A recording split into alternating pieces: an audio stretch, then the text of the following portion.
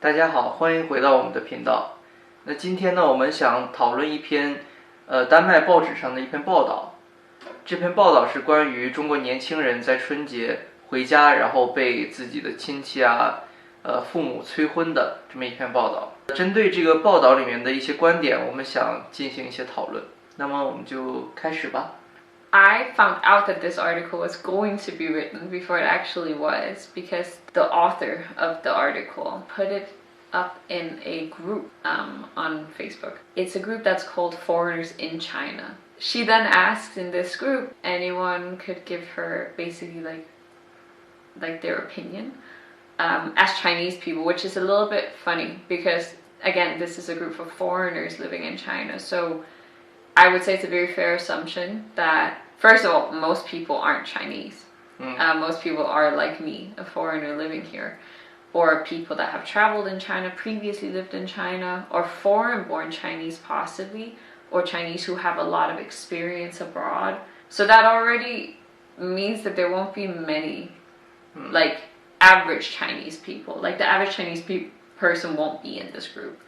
And people in the group, I will say, pointed that out, that it sounded a bit sketchy. Also because she's already a journalist who has decided that she wanted to write a negative, in my opinion, article. I will also say, I looked up her work for this newspaper, and she has never once written an article about China or Chinese territory that wasn't negative. I also commented on it that as a Danish person who's living in China, I felt that the way she worded it sounded very awkward. Plus, you're asking purposefully for a negative experience instead of a neutral one. And I don't think that's actual journalism, personally. I think that's you finding someone who can fit your narrative. Let's discuss what she actually wrote because I found the article. First of all, the article says that Chinese young people fear the year of luck and that the fearfulness has spread. So what she's talking about is the year of the dragon having come in, that some people have a negative feeling about it, which I can say I can't feel. Are you scared? Yeah, tell us. Do you feel fearful about the new year? Did you feel bad about the new year? While Danes look forward to the holidays and family time, that is not the case for some young people in Asia. Asian New Year creates pressure instead of excitement. Let's just clear this up because I know this is a huge discussion on the internet, abroad especially. Is it Chinese New Year? Is it the Lunar New Year? Is it Spring Festival? Is it whatever? The one term you cannot use is Asian New Year because that's just inaccurate. That doesn't exist. There's no such thing as Asian New Year. Asia is the most diverse continent. You have so many cultures that didn't interact a whole lot in ancient times or very minimally. So the cultures don't come from the same thing. So in the Middle East, you have Persians, Ottomans that had a huge influence. In East Asia, you have China having an enormous influence on surrounding countries, which is why it's commonly referred to as Chinese New Year. Calling it Lunar New Year is not fully inaccurate, but if you wanted to be like real scientific about it, it would be Lunar Solar Calendar New Year. Yeah, or agriculture Calendar New Year. Yeah. Let's just get that out of the way. This is not a debate about what it is called, but we can debate what it's definitely not called, and it's not Asian New Year. Yeah. We can put in how many countries that are actually close to China when they celebrate their New Year, because when you say Asian New Year in referral to Chinese or Lunar New Year, you're actually culturally erasing a lot of other cultures, which is wholly inappropriate. And also that she's saying that it's not the case for some people in Asia. I will say I know several people in Denmark that don't enjoy the holidays for different reasons. Some people don't have a family. Some people have bad relationships with their family. There'll always be people who don't enjoy the holidays. That is not a unique to China or Asia as a whole. Some people don't enjoy holidays. But I will say the majority enjoy the fact that they at least get time off. Yeah. Then we have a source that she quotes from. I will put it out there already. I don't know how to pronounce this person's name because I don't speak their language because they are not Chinese. They are the attraction to this article. It is this person's picture that was used, and they don't mention in the part of the article that you didn't have to pay for, they don't mention her true nationality. On the 10th of February, Asians the world over celebrates what we wrongly call Chinese New Year. But this year, the celebration is even more meaningful because we step into the year of the dragon, which is known to be a year of extra luck in the Asian calendar. Every year is an animal year, and there's only 12, every 12th year is the dragon year. So like we previously said, it's wrong to say that there's one Asian New Year. Yeah. That claim is just wrong, and the 10th of February is only this year because the Chinese calendar doesn't follow the Gregorian calendar year. So it moves every year because it follows the solar and moon cycle. It's also weird to say that it's wrong to call it Chinese New Year because that is one of its official names. Yeah. The Chinese government recognizes multiple names, including Lunar New Year and Spring Festival, because no Chinese person in China, of course, calls it Chinese New Year because it's just a new year. Yeah. But I don't know why it's wrong. She doesn't actually explain why it's wrong, so I don't know. I guess she just thinks it's wrong. Seemingly, it sounds nice, because who wouldn't want to look forward to greater chances at getting into your dream education or land that, like the dream job, a higher position at work. So as far as I know, the dragon year shouldn't be lucky to everyone. For example, I am born in the year of the ox, so when I look it up, this year is actually not a great year for me. And I have seen that people talk about that each year, depending on which year you were born in, you have to wear like a type of bracelet. Yeah. Some people believe in that. I want to preface, most people don't believe in this. Yeah, and she makes it like everyone believes it. Yeah, again, China is a very diverse country. It's a very big country. Asia is even more diverse. So of course, most people will believe in the same thing. And this is an old belief. Superstition is not that common in China today. No. We would like for the Chinese viewers to please vote.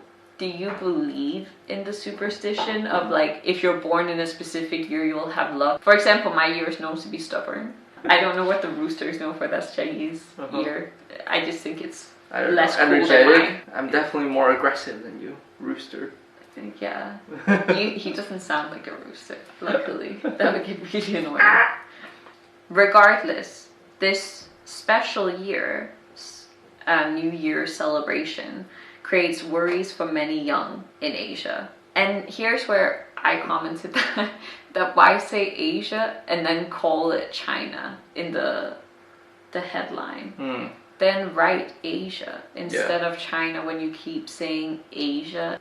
And full disclaimer, like, I am sure that there's people who feel pressure. There are always people who feel pressure around holidays. And when you're meeting up with your whole family, sometimes you have uncomfortable family dynamics, and China is no different. And I'm sure everyone has felt that once upon a time at least. Yeah, so, when it comes to getting married, I think a lot of countries, them are included. Some people will feel pressure from their family, for sure. It's a tradition that has existed for a long time. Of course, it's a social pressure. And then this is a quote from the person that they use as their main headliner for the story. The pressure has grown because it has become the year of the dragon. My in-laws believe that it will bring good luck for the whole family if I give birth to a child this year, says 27-year-old Chen Xianye from Jiangsu province in eastern China. Keep that in mind, that it says that she's from Jiangsu. And then it has a fact column about Chinese New Year. Suddenly, she calls it Chinese New Year. You just call it wrong. Yeah, according to you. I get that you're also Danish. So is that why you called it the wrong name? Moving on. The whole family is going to ask when I'm going to get married. I don't want to answer, says Billy from Sichuan province in western China. He doesn't want to put out his real name because his family can't know that he has let himself get interviewed. I'm not saying it's okay that your family puts pressure on you, because I don't believe it is. I believe it's your decision when you're going to get married. But I will say it's very normal, especially when you're 35 and you don't have a serious relationship Your family's going to ask, they're worried. Like, no one wants their child to end up alone because one day your parents and your family won't necessarily be there anymore. Jie was 30, just turned 30 around the time when we met. You turned 30 right after we met. So I call him my leftover man. That's a joke. So it would be as in most countries. I will put out here, my siblings, who are quite a bit older than me, my siblings are 10, 15 years older than me, have also made comments around, like, when I was still single, are you going to find someone, you're not getting any younger, like, if you want kids, you kind of have to go out there, and I was 25, I think, when I got told this in Denmark. Like, they don't mean bad by it, and they didn't mean, like, oh, jump out and find anyone, but it's a normal question, because if you want a family, there is a time limit, to be fair. It's no one's business. I fully get that, but it's just realistic that people will ask. That's a world culture issue that we feel entitled to put that pressure on people. And I get why he finds it annoying. I would too. So they put in the couples, the woman from earlier and her husband's picture. So it says underneath the photo that Chen Xianye is getting married on the 15th of February. So that means they're already married. So congratulations for getting married. 5 days into the year of the dragon, in the hope that the marriage would in this way become extra happy. So a little piece of not shitting on their marriage at all. Congratulations. Hope you stay together. But this is a widow's year in Chinese superstition. Wow. So, I didn't know that. No, I only know because I follow a lot of people that talk about these things online. But this year is a widow's year, so a lot of people that believe in this actually believe you shouldn't get married this year. How much does this family then really believe in it? Do they partially believe in it only then? The young people resistance against celebrating the new year can be seen as a part of a societal tendency in China. The younger adults in China are in less contact with their families in general, shows a study conducted by Nanjing University. So we just talked about that a big chunk of it might also be like why New Year has become less popular to travel in for some people. It's the one time you have off in a year for a long period, so some people use it to travel around. Yeah. That's not uncommon anymore, and COVID made this even more common. The part about people being in less contact with their family, I find it a bit disingenuous to make it sound as if it's because of the New Year. New Year's not the only time you would have this pressure if you're from a family that pressures you. Yeah. A lot of Chinese, I am aware, had bad relationships with their parents growing up.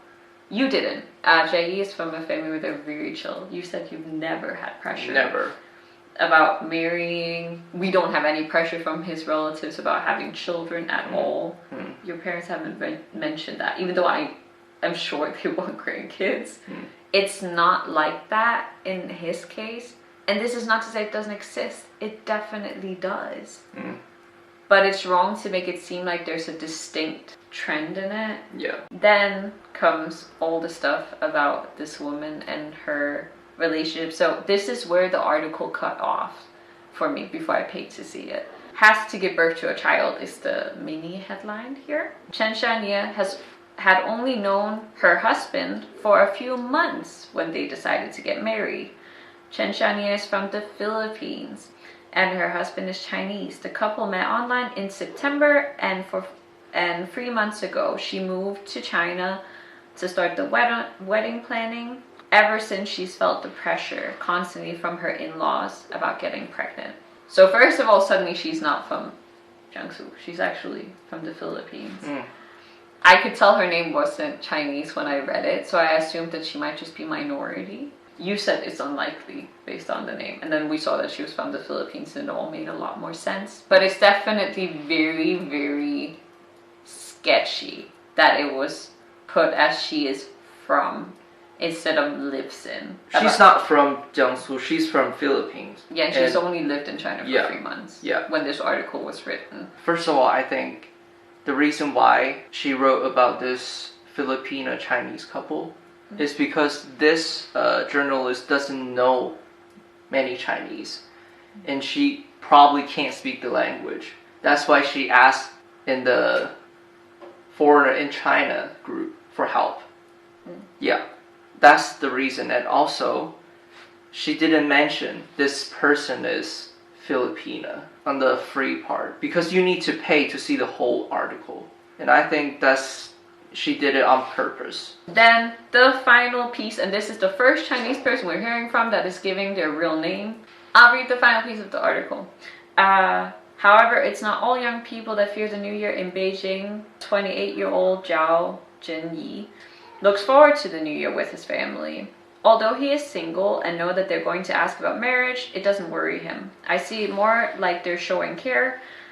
They're expecting that I will get married, but there's no pressure, he says. Zhao Jinyi says that it could be because of his family's financial situation that they don't pressure him. His experience is that well-off families don't need to worry about their children's marriage. I can't comment on that. I'm not Chinese. But again, it just shows that there's a lot of variety. So the only person we actually hear from by name is a person who doesn't think it's a problem or doesn't himself experience problems. There's no women in this article that are from China, and I bet that women in China have a different experience. This could be caused by her not having any sources that weren't in that group of people. But I find it a little bit problematic if it's an article about Chinese people and their New Year's experience. We're going to do a quick conclusion, I think, about what we felt with this article. So first of all, she keeps the title being Chinese, centered around Chinese people, but there's only 2 people in the whole article that are actually Chinese, and only one with his real name. Then there's also the fact that they're both men, and only one of them actually has anything negative to say. So the rest of the people in the article, one is from the Philippines, the other one is from Korea. We don't know how she experiences it from her own family, if there's any pressure there. Then there's the Asian New Year being an incorrect term, and I find that to be a very disappointing issue to have in your article when it's so easy not to make that mistake. From my perspective, I just think she's doing it on purpose. I'm not surprised the tone of the article is so familiar to me. You have a conclusion first and you find people that support this belief. Yeah, this narrative. And yeah. I gotta say, I find it a little bit cheap that you put the one person who doesn't have an issue with it and one of the only Chinese people to comment on this at the very end. And that you falsely portray it as if the woman you used for your main story as Chinese, because again, no one can see it unless they pay, and the subscription for this newspaper is not that cheap. So there's definitely a narrative here being painted, which is something I gotta say I also see in Western news a lot when it comes to China, and it's very disappointing because I get like no one in Denmark who has the average amount of knowledge about Asia will be able to see her name like I did and be like, that's not a Han Chinese name at the very least. So you gotta pay to watch the whole article. And the free part, the writer was trying to trick you. That woman is Chinese. I think there's something to think about the fact that when it comes to China, she's only written negative vibe stories, where it's very clear that she wants to portray China in a negative light with negative social issues. And not to say China doesn't have this problem, but it's not for everyone. And to portray it as if people don't like Chinese New Year because of it is very cruel. And this is very mainstream media. It was the 3rd most read article when I checked it. Yeah. So I think there'll be some people in the West that won't understand why this seems problematic, but you gotta understand Chinese New Year is the biggest celebration in this country every year. So the equivalent for Danes would literally be writing a Christmas article about Danish Christmas and then making it about how people feel pressure to drink during Christmas celebrations. And we're not saying that it's not a problem. Of course, I know that a lot of parents push their kids to get married with someone they don't even know. Yeah, that is a problem. But if you try to show the problem, this is not the way. No. Yeah, like it's not very convincing, this article. And it feels like you already have the conclusion and you just want to prove that you're right. And you find some random examples. And some foreign media only focus on, oh, people are unhappy. People don't want to go back home. That tone on everything. Then you can understand why Chinese people are upset. You gotta consider that a little bit. that it feels insensitive to people's like joy around their own holiday. And it seems very like Western centric, normative. And also this journalist lives in South Korea. When she sees China, I don't know if she has a Korean filter. It might be a byproduct of the Korean minority that insists that it should be changed to Korean New Year. Like that some Koreans believe that it should be changed to Korean New Year, then Chinese people are like, yo, it's not your calendar. Then some Koreans debate back and forth with some Chinese people. And that's kind of where this whole debate started, that Chinese people be more defensive around Chinese New Year. And I feel like she's purposefully triggering that. Yeah. And I believe that that's unnecessary. And again, that's why I feel like this article is a bit negative, because it's one of the first years that there's an official celebration in Copenhagen. In the future, we'll probably talk about that group on Facebook, Foreigners in China. There's a lot of very interesting content. Yeah, the marriage market in there. It's wild. We hope that this could shed a little bit of light on how China sometimes gets covered a bit unfairly, in our opinion, when it comes to Western media. And hopefully this can maybe also inspire you to be a little bit critical of everything you read, because no media is neutral. Documentaries are not neutral. They cannot be, because humans aren't neutral. So keep that in mind when you read things. Sometimes you need to fact check stuff, because sometimes articles are written without the best of fact checking, or they're choosing to use words to trick you a little bit. We hope that you found it still to be a little bit of a funny video. I get that this is a bit of a dry topic. We hope that you will come back for future videos. Yes. And yeah, maybe consider liking this video or subscribing if you feel like it. And we'll see you guys next time. Bye.